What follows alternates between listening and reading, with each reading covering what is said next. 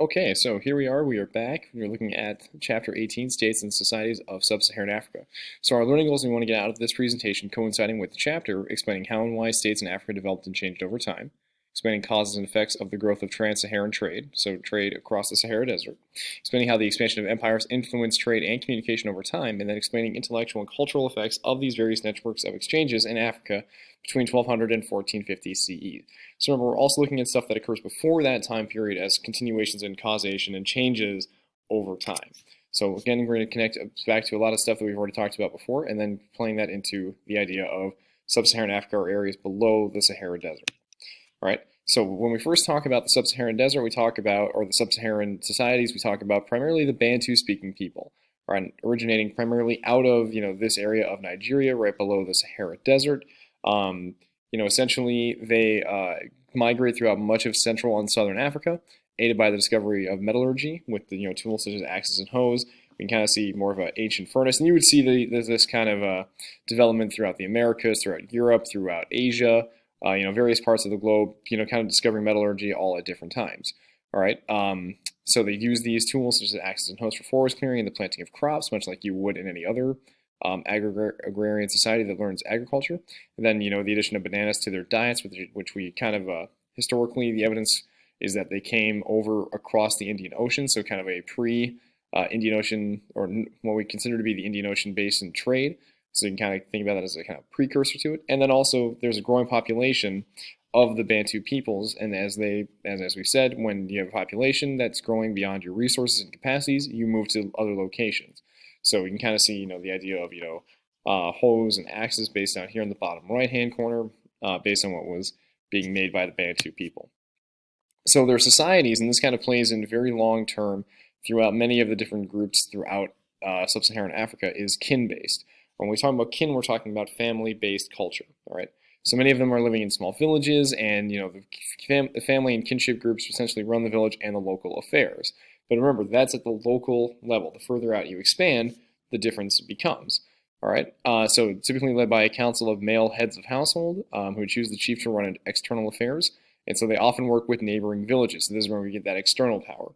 All right. Chiefs have a lot of respect and authority, and sometimes conquered and ruled other villages, and the respect and prestige still run true for some chiefs today in societies within that sub-Saharan Africa, again within those Bantu-speaking people, within places within Ghana, Nigeria, and Togo, Benin, similar places. I don't know if you can see this because my face might be in the way.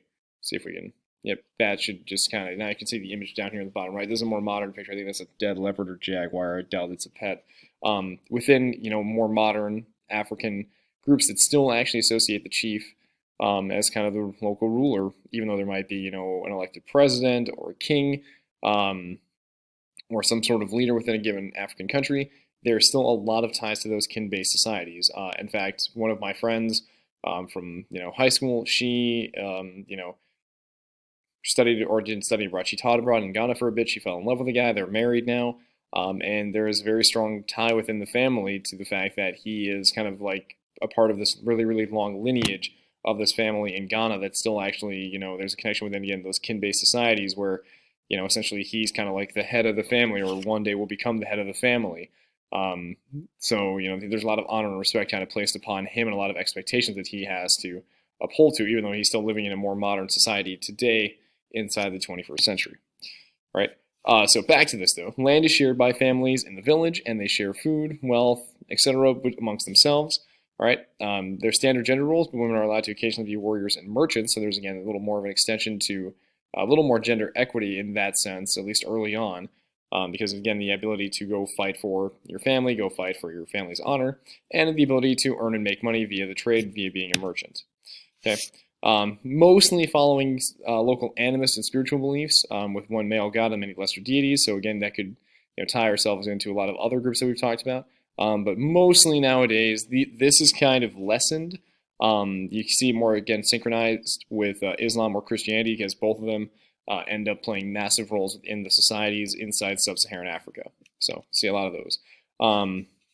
Slavery does exist at this point. It's kind of a precursor to the transatlantic slave trade, because there is going to be a big role when we come back, and we're going to talk about that once we talk about expansion of the Europeans into the Americas. There's a big role within the slave trade, and there's a history here that is set up at this point, because essentially they will, in warfare, they will enslave people that they capture. Usually they free their offspring, so their children get run free.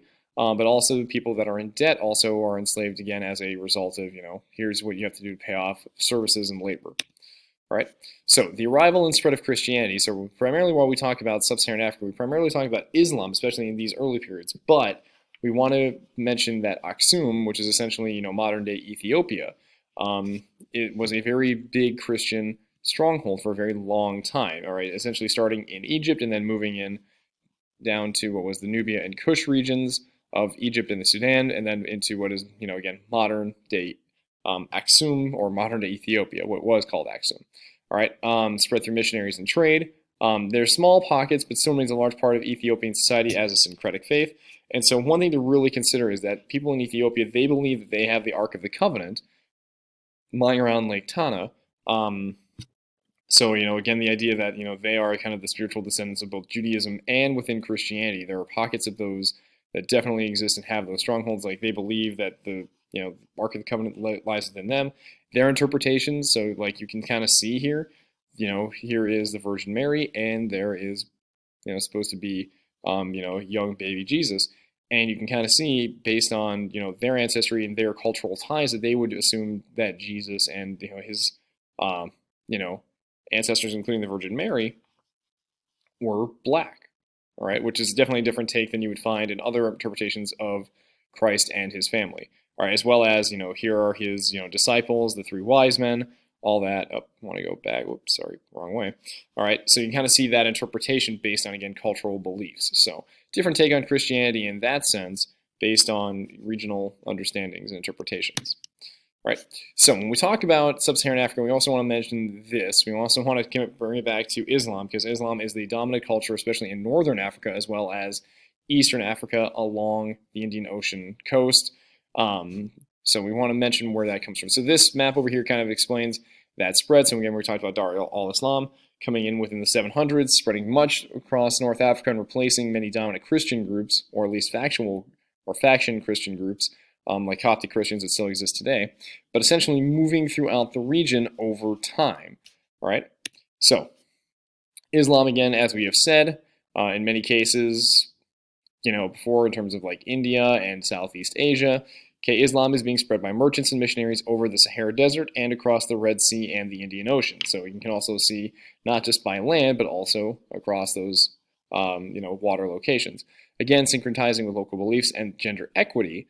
Mostly going through voluntary conversions, again, as we have stated before, first by the merchant class and the ruling powers to extend their wealth and power, again, getting, again, moving within that jizya tax piece and trying to get away from that, but also having stronger contacts with people, again, throughout, the Middle East, going into Europe, all right, you get more wealth out of that because you're trading on more equal terms when it's with two, Muslim merchants working together, all right.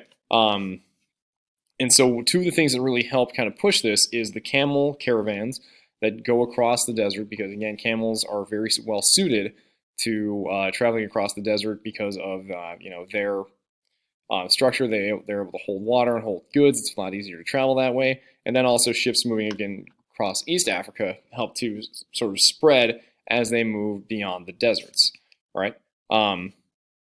So many of the African Muslim leaders, as they get in contact with Islam, begin to build mosques, they begin to build Islamic schools and libraries, and attempt to bring Islamic scholars from all across the Dar al-Islam. So they will be bringing in scholars from, the Middle East, in from North Africa, in from Spanish-controlled or Islamic-controlled Spain, all right, or Al-Andalus is the term called if you watch the video.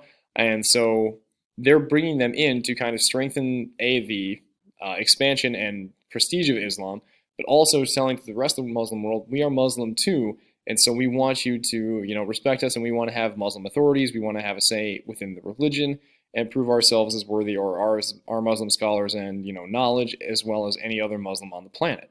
So they also send their own Muslims to study throughout much of Dar al-Islam.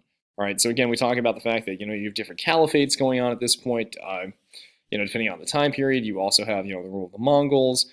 And so there's not one strong, true dominant Muslim authority. Again, it's spread based on those local connections. All right. So again, that explains that, or they also want to expand their influence and trade over Muslim lands. So again, like here's an example of the mosque that is located within Timbuktu. All right, what is kind of right here at the very edge of the Sahara Desert. All right, very close to the Niger River. So very much still structure. So in terms of the actual, empires within Africa, so we're looking at West Africa here to begin with.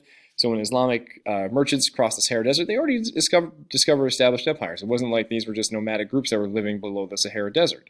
So Ghana and Mali were the first two real big empires that existed. So Mali, you can kind of see the difference, within the two different maps here. Here's the Empire of Mali, and then, overlaying with where Ghana was, and so in the Songhai that kind of came in afterwards, kind of all built on top of each other. And so within the Ghana, or the Ghanese Empire and the Mali Empire, essentially making their wealth off of the things that were located nearby. So that was salt, gold, ivory, iron, and then taxes from the trade based on their tributes and conquered states to the south. All right. So in areas that would be like the Ivory Coast today, or Cote d'Ivoire, Burkina Faso, Guinea, Guinea-Bissau, or, as we know, that's their modern names today, right? And so salt becomes really, really important. Obviously, gold has its thing, but, salt to survive and keep, food products good and so they won't spoil in the summer heat, especially crossing the desert, becomes really essential to, but, before you can can foods or, put them in, freezers and fridges, that's why salt is really, really important.